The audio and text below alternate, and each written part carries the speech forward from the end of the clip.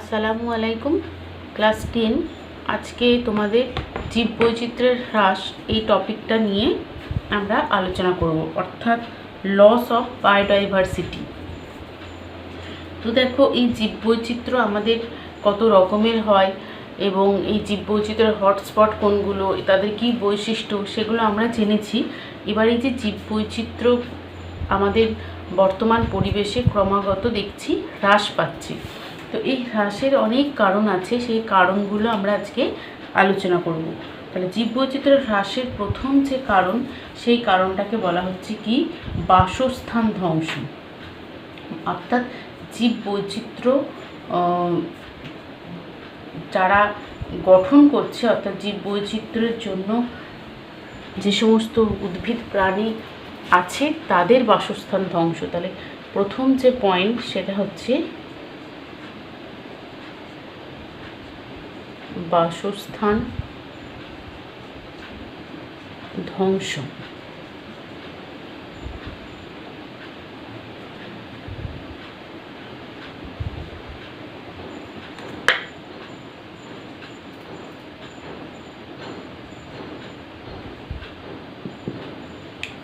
দেখো না, জমি যে আমাদের যে চাষের জমি বা ক্ষেতের জমি বলো, বা যে কোনো যে ল্যান্ড, সেই ল্যান্ডটাকে আমাদের ব্যবহারের যে ধরন, সেই ধরনটা কিন্তু পরিবর্তন হচ্ছে। ফলে কি হচ্ছে না, বন্য যে প্রাণী অর্থাৎ বনের যে ল্যান্ড, সেটাকে অন্যভাবে ব্যবহার করা হচ্ছে। ফলে বনের যে বাস্তুতন্ত্রে যে সমস্ত প্রাণী উদ্ভিদ বসবাস করছে তাদের বাসস্থান কিন্তু ধ্বংস হয়ে যাচ্ছে। আবার কি হচ্ছে না, কিছু মানুষ কি করছে না, এই অরণ্যকে নির্বিচারে ধ্বংস করছে এবং ধ্বংস করে সেখানে তাদের বাসগৃহ, বিভিন্ন রকমের দোকান, গৃহ, বাঁধ, বন্দর, খনিজ অঞ্চল, কৃষিক্ষেত্র, চারণভূমি এইসব কাজে ব্যবহার করছে। যার ফলে কি হচ্ছে, অরণ্যে বসবাসকারী প্রাণীরা খাদ্য ও বাসস্থানের প্রয়োজনে তারা বিভিন্ন জায়গায় চলে যাচ্ছে। তার ফলে কি হচ্ছে, বিভিন্ন প্রাণী প্রজাতি প্রজননের অভাবে কি হয়ে যাচ্ছে, পুরো পরিবেশ থেকেই লুপ্ত হয়ে যাচ্ছে, অথবা গভীর অরণ্যের নির্দিষ্ট জায়গায় সীমাবদ্ধ থাকছে, ভয়ে তারা সেখান থেকে বেরোচ্ছে না। এই সমস্ত কারণে কিন্তু আমাদের যে প্রাকৃতিক জীব বৈচিত্র্য, সেগুলো কিন্তু আস্তে আস্তে কমে যাচ্ছে। এছাড়া মানুষ অনেক শিল্প স্থাপনের কারণে অনেক বসতি বিনাশ করে দিচ্ছে। এর ফলে যেমন শিল্প স্থাপন করছে, দূষণও ঘটছে এবং জীববৈচিত্র্য তার সাথে সাথে ধ্বংস হয়ে যাচ্ছে। যেমন ধরো, আমাজন রেন ফরেস্ট, যেটা বিরাট একটা আমাজন ফরেস্ট আছে আমরা জানি, যেটা তার বিশালতার জন্য আমাজন ফরেস্টকে বলা হয় পৃথিবী গ্রহের ফুসফুস বলা হয়। আমাজনকে কি বলা হয়, আমাজন যে রেন ফরেস্ট আছে এটাকে বলা হচ্ছে আমাদের পৃথিবীর ফুসফুস বলা হয়। কারণ আমাদের জীবন ধারণের জন্য প্রয়োজনীয় অক্সিজেন বিভিন্ন গাছপালা থেকে আমরা পাই। তো তার অর্ধেকেরও বেশি আমাজন ফরেস্ট থেকে আমরা পেয়ে থাকি, যার জন্য এই আমাজনকে কি বলা হচ্ছে, পৃথিবীর ফুসফুস বলা হচ্ছে। কিন্তু এটাও বর্তমানে অনেক পরিমাণে কেটে ছোট করে দেওয়া হচ্ছে।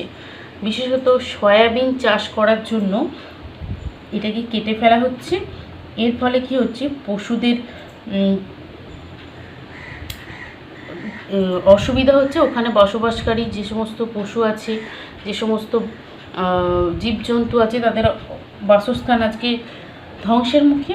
এছাড়াও চারণভূমি করার জন্য কিন্তু এই আমাজনকে ঘাস জমি হিসেবে ব্যবহার করা হচ্ছে, যার ফলে এর পরিমাণ কিন্তু কমছে, যার প্রভাব কার ওপর পড়ছে, জীববৈচিত্র্য তথা আমাদের ওপর এসে পড়ছে। এবং আমরা কিন্তু আমাদের জীববৈচিত্র্যকে হ্রাসের সাথে সাথে আমাদের ইকোসিস্টেমের যে ব্যালেন্স, সেটাকে নষ্ট করে ফেলছি। 2 নম্বর যে পয়েন্ট, সেটা হচ্ছে শিকার ও চোরা শিকার।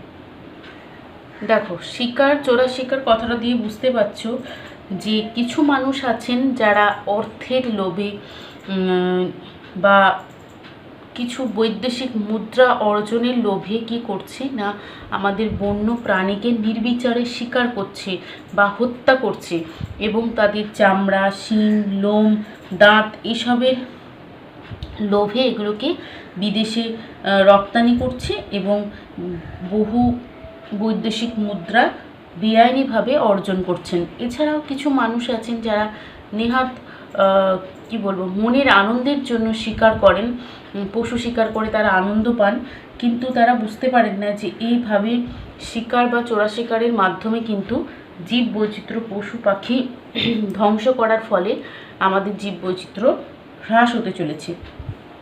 এবং এই সমস্ত কারণে এই বেআইনিভাবে প্রাণী হত্যা করার ফলে কি হচ্ছে, প্রাণীরা আজকে বিলুপ্তের পথে এসে পৌঁছাচ্ছে। 3 নম্বর যে পয়েন্ট সেটা হচ্ছে অরণ্য ধ্বংস।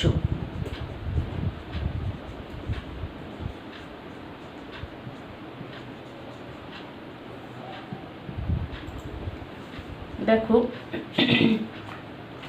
অরণ্য ধ্বংস কি না, মানুষ একটু আগে বাসস্থান ধ্বংসের মতোই অরণ্য ধ্বংসটাও একই রকম, অর্থাৎ ডিফরেস্টেশন যেটাকে বলা হচ্ছে, যে গৃহ নির্মাণ, কলকারখানা নির্মাণ, চাষবাস ইত্যাদির প্রয়োজনে মানুষ কি করছে না অরণ্যকে ধ্বংস করে ফেলছেন, যার কারণে কি হচ্ছে না অরণ্য ধ্বংসের সাথে সাথে আমাদের যে জীব বৈচিত্র্য আছে, অর্থাৎ এই অরণ্যে বসবাসকারী যে সমস্ত বন্য প্রাণীরা আছে তাদের বাসস্থান ধ্বংস হয়ে যাচ্ছে এবং তারা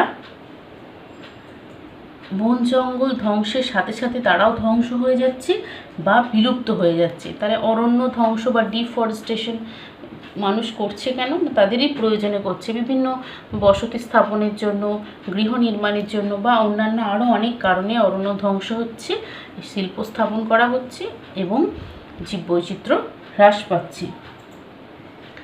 4 নম্বর পয়েন্ট হচ্ছে পরিবেশ দূষণ। দেখো, মানুষ যত উন্নত হয়েছে, বিজ্ঞান তত উন্নত হয়েছে, বিজ্ঞানের উন্নতির সাথে সাথেই মানুষের উন্নতি। তো বিজ্ঞানের এই উন্নতির কারণে কি হচ্ছে না মানুষ তার সঠিক ব্যবহার না করার জন্য আজকে কিন্তু আমাদের পরিবেশ ভীষণভাবে দূষিত হচ্ছে। যেমন ধরো, জল বা বায়ুতে অতিরিক্ত মাত্রায় যে দূষকের উপস্থিতি, যেটা সরাসরি সমস্ত জীব প্রজাতিকে ক্ষতি করছে। এছাড়া জলজ বাস্তুতন্ত্র যেগুলো স্বাদু জল, সেখানে প্রচুর পরিমাণে জৈবিক এবং খনিজ পরিপোষক সঞ্চিত হওয়ার কারণে, অর্থাৎ আমরা আগেই পড়েছি ইউট্রফিকেশন, সেই ইউট্রফিকেশনের ফলে জলজ যে বাস্তুতন্ত্র বা জলের যে ইকোসিস্টেম সেটা কিন্তু ক্ষতিগ্রস্ত হচ্ছে। এছাড়াও বায়ুমণ্ডলে যে ওজোন লেয়ার আছে, সেই ওজোন লেয়ারের যে অবক্ষয় হয়েছে, সেই অবক্ষয়ের ফলে সূর্যালোকের ক্ষতিকারক আলট্রাভায়োলেট রে অর্থাৎ অতি বেগুনি রশ্মি পৃথিবীতে কিন্তু ওই ওজোন লেয়ারের স্তরের যে ছিদ্র সেখান দিয়ে অবাধে পৃথিবীতে প্রবেশ করছে। এই আলট্রাভায়োলেট রে সবার পক্ষে, পশু পাখি, জীবজন্তু, গাছপালা, মানুষ সবার পক্ষে কিন্তু ক্ষতিকারক এবং এই আলট্রাভায়োলেট রে কী করছে, আমাদের জীব বৈচিত্র্যের ক্ষতি সাধন করছে, অর্থাৎ জীব বৈচিত্র্যকে হ্রাস ঘটাতে সাহায্য করছে। 5 নম্বর পয়েন্ট হচ্ছে কি অতি ব্যবহার।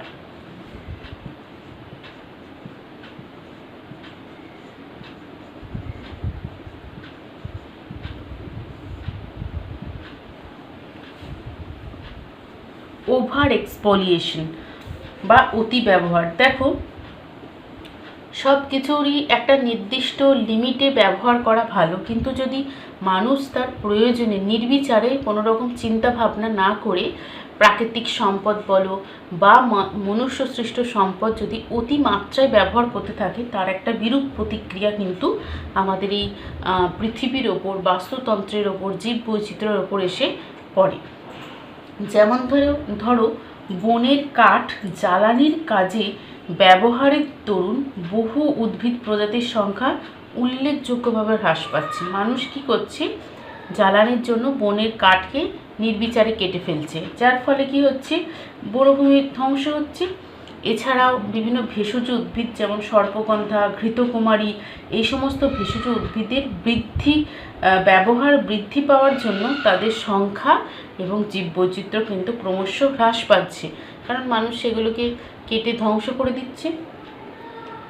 একইভাবে সূক্ষ্ম জাল ব্যবহার করে মানুষ কি করছে না, অপরিণত ইলিশ মাছ ধরার ফলে ইলিশ মাছের সংখ্যাও কিন্তু অতিরিক্তভাবে হ্রাস পাচ্ছে, যার ফলে বড় ইলিশ মানুষ আর পাচ্ছে না। এখন বিভিন্ন দেখবে এইসব বিষয়ে মানুষকে অ্যাওয়ারনেস দেওয়া হয়, বিভিন্ন যে গণমাধ্যমগুলো আছে, যেমন টিভি, রেডিও, এই ধরনের যে গণমাধ্যমগুলো, সেগুলোতে মানুষকে এইগুলো থেকে বিরত থাকার জন্য সতর্ক করা হচ্ছে। কিন্তু কিছু মানুষ আছে যারা শুধুমাত্র নিজস্ব স্বার্থসিদ্ধির কারণে এই সমস্ত কাজ করে থাকেন। তারা জীববৈচিত্র্যের কথা, অন্য মানুষের কথা ভাবেন না, যার কারণে কিন্তু আমাদের আজকে এই ধরনের দুর্গতি।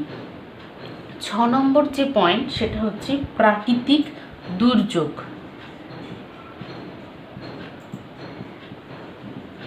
প্রাকৃতিক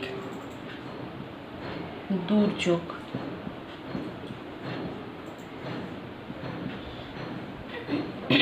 দেখো, জীববৈচিত্র্যের হ্রাসের একটা অন্যতম কারণ কিন্তু এই প্রাকৃতিক দুর্যোগ। কারণ যখন প্রচুর ঝড়, সাইক্লোন, বন্যা, ভূমিকম্প, তারপরে সুনামি, তুষারপাত ইত্যাদি হয়, তখন কিন্তু এইসব প্রাকৃতিক দুর্যোগের প্রভাবে বিভিন্ন জীবের প্রজাতি, বিশেষ করে যারা এন্ডেমিক প্রজাতি কি তোমরা জানো, আগের ভিডিওতে আমি বলেছি, সেই এন্ডেমিক প্রজাতি বিলুপ্ত হওয়ার প্রবল সম্ভাবনা থাকে। কারণ এইসব প্রাকৃতিক দুর্যোগের সাথে তারা লড়াইয়ে পেরে ওঠে না, প্রতিহত করতে পারে না, যার কারণে কি হচ্ছে, সেই সমস্ত এন্ডেমিক প্রজাতিরা এবং বিপন্ন প্রজাতির পপুলেশন প্রাকৃতিক দুর্যোগের কারণে আরও সংকুচিত হয়ে বিলুপ্ত হয়ে যাচ্ছে। অর্থাৎ এগুলো আমাদের প্রাকৃতিক দুর্যোগের উপর আমাদের হাত নেই।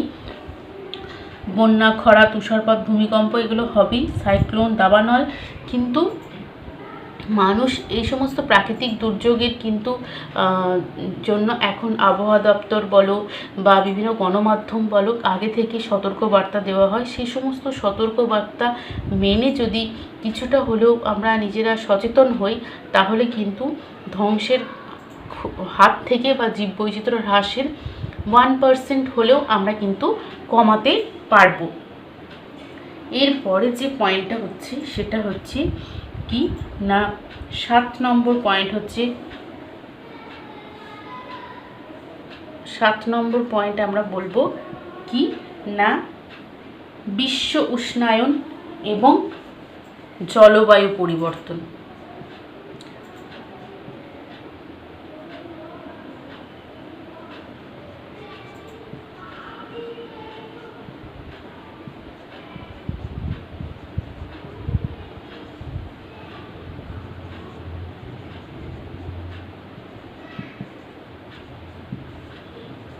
বিশ্ব উষ্ণায়ন এবং জলবায়ুর পরিবর্তন।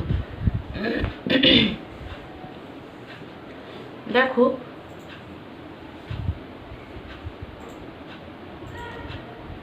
নানা গ্রিন হাউস গ্যাস, মূলত গ্রিন হাউস গ্যাস যেমন তাদের ক্রিয়ায় পৃথিবীর গড় তাপমাত্রা বৃদ্ধি পেয়েছে, এটা আমরা জানি, এটাকে আমরা বলি বিশ্ব উষ্ণায়ন। কারণ পৃথিবীর যা নর্মাল তাপমাত্রা ছিল, সেটার থেকে এই গ্রিন হাউস গ্যাসের সংখ্যা ক্রমশ বৃদ্ধির কারণে কি হচ্ছে না, পৃথিবীর তাপমাত্রা বৃদ্ধি পাচ্ছে। এই ঘটনাটাকে আমরা বলি গ্লোবাল ওয়ার্মিং বা বিশ্ব উষ্ণায়ন।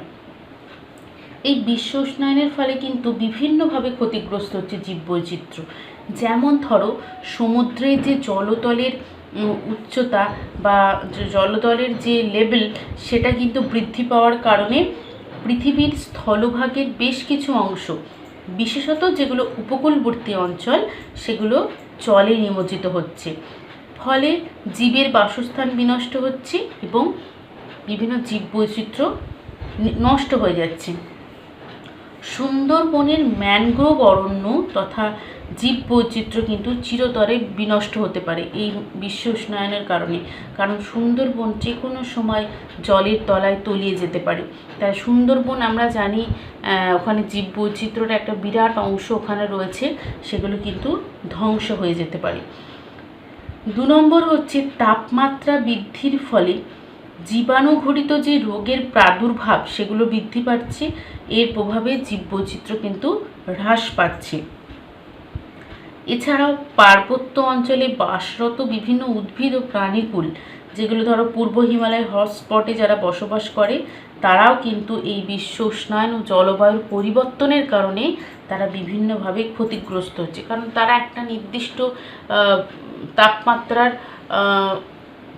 বসবাস করতে বা জীবন ধারণ করতে অভ্যস্ত, কিন্তু জলবায়ু হঠাৎ করে এই ধরনের পরিবর্তন, তার কারণ হচ্ছে বিশ্ব উষ্ণায়ন, তো সেটাকে তারা মেনে নিতে পারে না এবং তার কারণে তারা হচ্ছে ধ্বংস হয়ে যাচ্ছে। আর একটি পয়েন্ট আমরা বলতে পারি, সেটা হচ্ছে কি না বহিরাগত প্রজাতির অনুপ্রবেশ। বহিরাগত প্রজাতির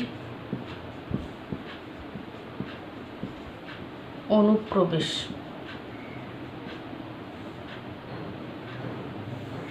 বহিরাগত প্রজাতির অনুপ্রবেশ মানে দেখো, জাহাজে আগত যে আমেরিকান আরশোলা, পেরিপ্ল্যানেটা আমেরিকানা, এটা কিন্তু ভারতীয় আরশোলা প্রজাতিকে বিনষ্ট করছে।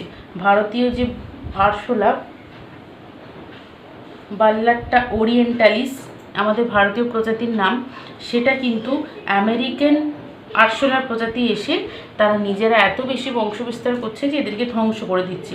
এছাড়াও কচুরিপানাকে দক্ষিণ আমেরিকা থেকে ভারত সহ সমগ্র এশিয়ায় ছড়িয়ে পড়েছে। কচুরিপানা কিন্তু আমাদের দেশের গাছ নয়, এটাকে ব্রাজিল থেকে আনা হয়েছিল।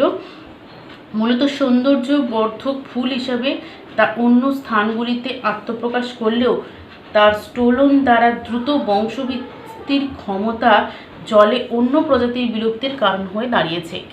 বর্তমানে একে টেরর অফ বেঙ্গল বলা হয় আমাদের কচুরিপানাকে, কারণ এটা বেঙ্গলের একটা অন্যতম আতঙ্কের বিষয়, কারণ এরা এত বেশি দ্রুত বংশ বিস্তার করছে, অথচ আমাদের এখানকার গাছই নয়, বাইরের প্রজাতি সেটা এসে বিভিন্ন জলাশয়কে বদ্ধ জলাশয়ে পরিণত করছে এবং সেই জলাভূমির যে অন্যান্য গাছপালা বা পশু যে সমস্ত প্রাণীরা বসবাস করে তাদের কিন্তু জীবন আজকে সংকটাপন্ন।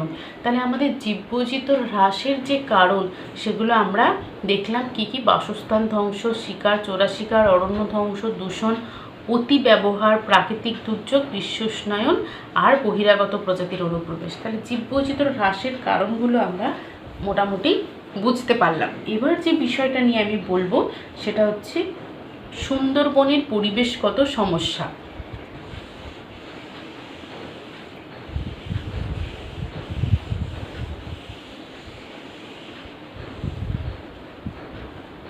নেক্সট হচ্ছে সুন্দরবনের পরিবেশগত সমস্যা।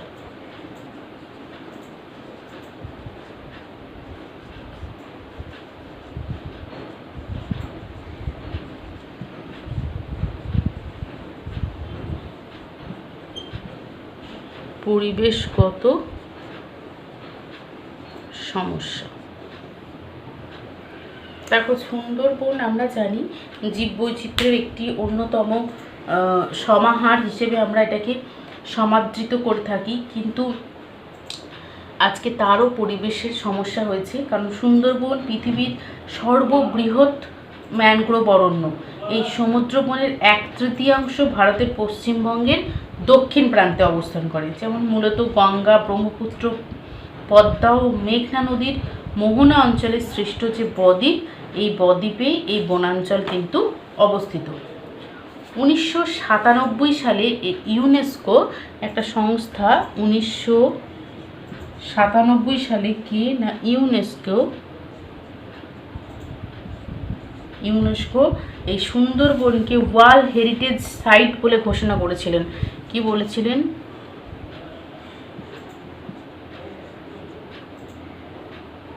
ওয়ার্ল্ড হেরিটেজ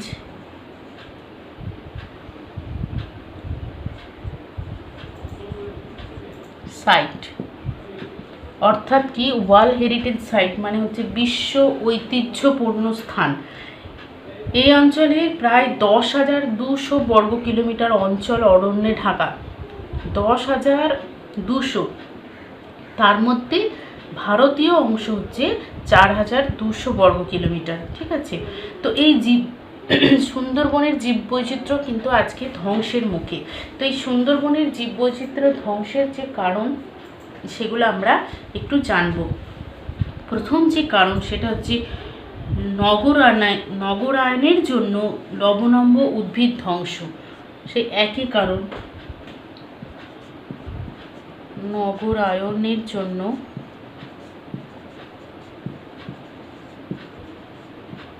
কি হচ্ছে না লবণাম্ব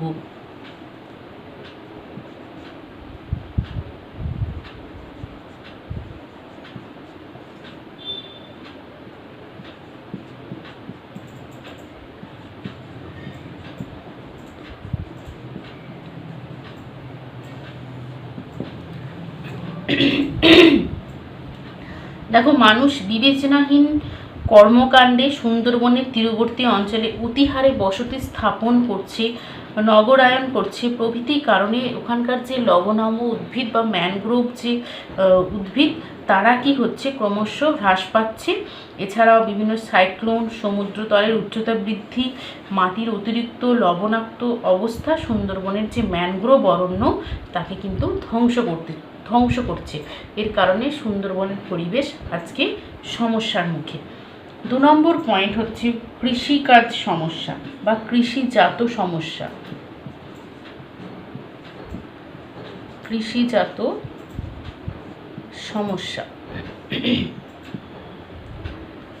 দেখো শুধু বৃষ্টির স্বাদু জলের উপর নির্ভর করে এখানে কৃষিকাজ হয়, কারণ এখানকার যে জল সেটা হচ্ছে লবণাক্ত।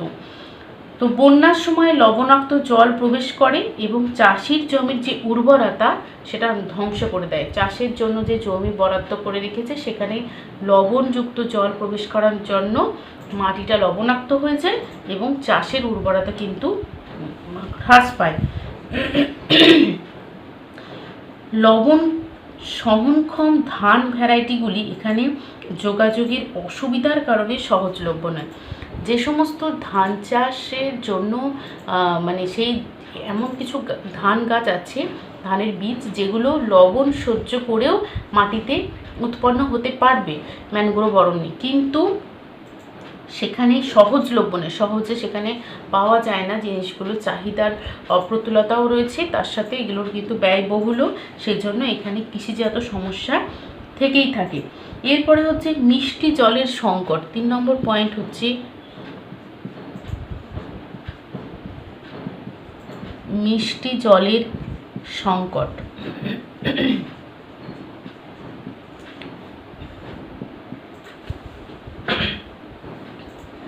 সমুদ্র তীরবর্তী এই অঞ্চলে মিষ্টি জল বা স্বাদু জলের কিন্তু অভাব অত্যন্ত বেশি। ভৌম জলস্তর সমুদ্রের নিকটবর্তী হওয়ায় এবং জোয়ারজনিত কারণে এই অঞ্চলের জল কিন্তু লবণাক্ত হয়। এখানে মিষ্টি জল খুব কম পাওয়া যায়। এখানে বহু নদীতে স্বাদু জলের পরিমাণ হ্রাস পেয়েছে। এদের যে নদীগুলো রয়েছে যেমন ইছামতি, রায়মঙ্গল, হুগলি নদী মোটামুটি স্বাদু জল বহন করে, বাকি কিন্তু এখানে স্বাদু জল বা মিষ্টি জলের খুব সংকট রয়েছে, যার কারণে চাষবাসের ক্ষতি হয় এবং মানুষের পানীয় জলের সমস্যা হয় এবং আরও অনেক সমস্যা দেখা দেয় মিষ্টি জলের সংকটের কারণে, যেটা সুন্দরবনের পরিবেশের একটা অন্যতম সমস্যা। 4 নম্বর পয়েন্ট হচ্ছে বাসস্থান ধ্বংস।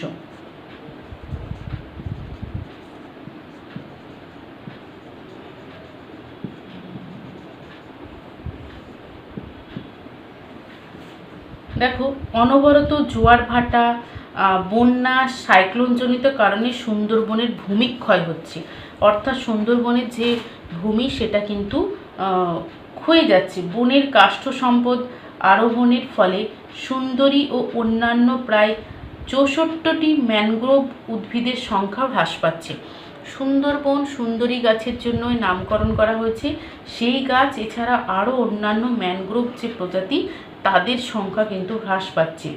এছাড়াও জনঘনত্ব বৃদ্ধি পাওয়ার কারণে কৃষি, তারপরে তোমার গোচারণ, বাসস্থান এইসবের জন্য ম্যানগ্রোভ অরণ্যকে কেটে সেখানে মানুষ বসবাস স্থাপন করছে এবং চারণভূমি করছে, কৃষি জমি করছে, যার কারণে কি হচ্ছে, এর যে আর ম্যানগ্রোভ অরণ্যের সংখ্যা ধ্বংসপ্রাপ্ত হচ্ছে বা কমে যাচ্ছে।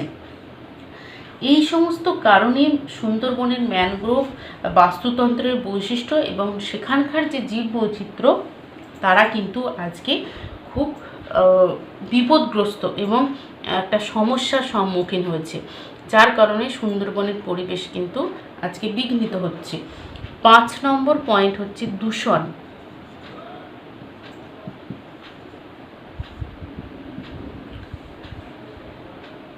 পরিবেশ দূষণজনিত কারণেও সুন্দরবনের পরিবেশের সমস্যা দেখা দিয়েছে।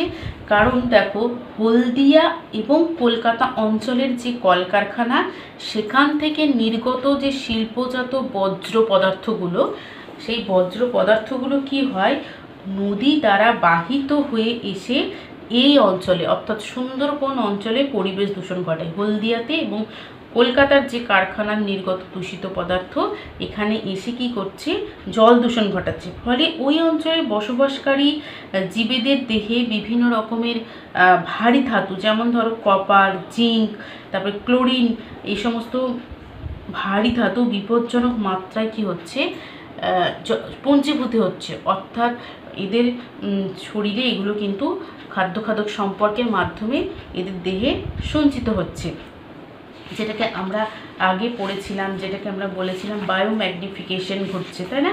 এই বায়োম্যাগনিফিকেশন ঘটার কারণে কিন্তু তাদের ক্ষতি হচ্ছে এবং তারা বিভিন্ন রকমভাবে বিলুপ্তির পথে। হলদিয়া বন্দর নির্মাণ হওয়ায় এই যে জাহাজ, স্টিমার প্রভৃতি থেকে অতিরিক্ত তেল, গ্রিজ এগুলো জলে পড়ছে বা জলে মুক্ত হচ্ছে, ফলে জল দূষণ ঘটাচ্ছে। এছাড়াও কি হচ্ছে, এখানে কৃষিক্ষেত্রে ব্যবহৃত যে সার, কীটনাশক এগুলো, এছাড়াও যে পর্যটনের সৃষ্ট দূষক পদার্থগুলো সুন্দরবন অঞ্চলের জলকে দূষিত করছে, যার কারণে সুন্দরবনের যে জলে যে সমস্ত জীববৈচিত্র্য রয়েছে তারা কিন্তু অনেক সমস্যার মুখে পড়ছে। 6 নম্বর পয়েন্ট, খাদ্যের সংখ্যার ভারসাম্য ব্যাঘাত। অর্থাৎ খাদ্য যে সংখ্যা, সংখ্যার ভারসাম্য ব্যাঘাত ঘটছে।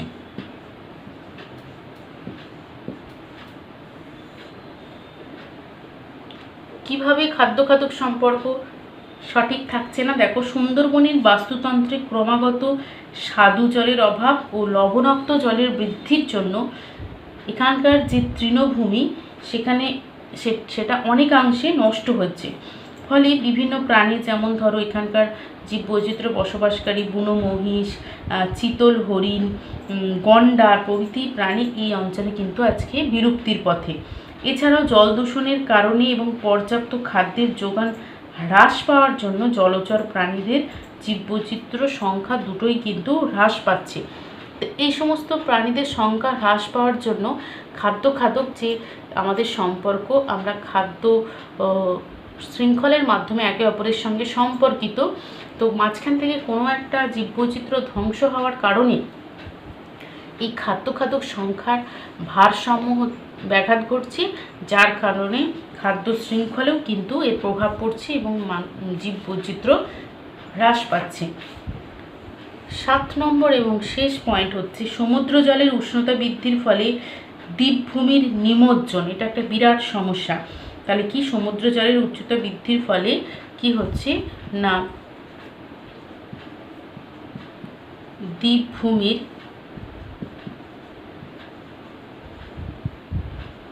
নিমজ্জন, অর্থাৎ কি হচ্ছে না গ্লোবাল ওয়ার্মিং বা বিশ্ব উষ্ণায়নের কারণে আমরা বলছি আমাদের পৃথিবীর যে গড় তাপমাত্রা সেটা গত শতকে প্রায় 0.6 ডিগ্রি বৃদ্ধি পেয়েছে। 0.6 ডিগ্রি যদি বৃদ্ধি পায় তাহলে কি হবে না মেরুর বরফ, যে মেরু অঞ্চলে যে বরফ আছে সেগুলো গলে গিয়ে উপকূলবর্তী অঞ্চলকে ক্রমশ জলে নিমজ্জিত করছে। কারণ জলতলের উচ্চতা বৃদ্ধি পাচ্ছে। এর ফলে বিগত 25 বছরে সমুদ্র অঞ্চলের গড়ে 8 মিলিমিটার পার বছর বা পার ইয়ার হারে সমুদ্রের জলধারা বৃদ্ধি পাচ্ছে। এর ফলস্বরূপ কি হচ্ছে প্রায় 5.5 বর্গ কিলোমিটার দ্বীপ অঞ্চল কি হচ্ছে সমুদ্রের তলায় চলে যাচ্ছে। তো এরকম বিশ্ব উষ্ণায়নের কারণে হিমবাহের বরফ গলনের কারণে এই উপকূলবর্তী অঞ্চলের জলের তলের মাত্রা বৃদ্ধি পাচ্ছে এবং এর যে সুন্দরবনের যে অঞ্চল সেই অঞ্চল কিন্তু দেখা যাচ্ছে জলের তলায় নিমজ্জিত হচ্ছে এবং বিজ্ঞানীদের আশঙ্কা যে পরবর্তীকালে হয়তো এর পুরো সুন্দরবন অঞ্চল হয়তো জলের তলায় তলিয়ে যেতে পারে। তো এই সমস্ত কারণে সুন্দরবনের পরিবেশ কিন্তু আজকে সমস্যার মুখে। তাহলে তোমাদের কিন্তু এখান থেকে যে প্রশ্নগুলো পড়তে হবে, আমি দুটো টপিক নিয়ে আলোচনা করলাম। একটা হচ্ছে কি না জীববৈচিত্র্য হ্রাসের কি কারণ, লস অফ বায়োডাইভার্সিটির কারণ, দুটো কারণ লেখো, তিনটি কারণ লেখো, কি হয়তো সব কারণগুলো আসতে পারে সেইভাবে পড়াটা রেডি করবে। আর সুন্দরবনের পরিবেশগত সমস্যাগুলি আলোচনা করো, যদি বলে তাহলে প্রত্যেকটা পয়েন্ট ধরে ধরে আমাদেরকে কিন্তু ব্যাখ্যা করতে হবে। তাহলে এই দুটো টপিক ভালো করে পড়ে আমাকে সেন্ড করবে।